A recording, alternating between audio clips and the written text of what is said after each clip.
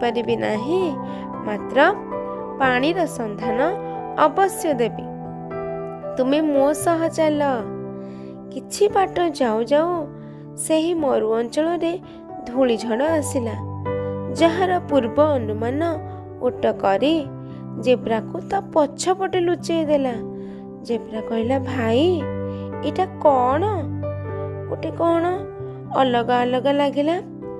ओट कहला, भाई यह हेउछि बाली झड़। मरुभूमि अंचलर एही झड़ देखा जाए। जानिच, मोर ए मोटा चमड़ा आउ मो आखिर मोटा पता एही बाली झड़ ओ गरमरू मते रक्षा करे। सेथिपाई परा मते मरुभूमिर जहाज बोली कहती। एमिति कही ओट जेब्रा को एक पानी पाखक नहीं गला। जेब्रा पानी को देखी आनंदरे पानी पीला। ओट को कहला, भाई तुमे मो जीवन बंचेई देल। आमे एथिरो कौन शिखिले पिला माने?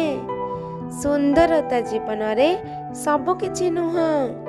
सुंदरता आजी अछि, काली चली जीव। मात्र आम भितर थिबा भल गुण, दया, स्नेह, परोपकार आमको तथा अन्य मानकु आंतरिक शांति देई थाए, खुशी देई थाए।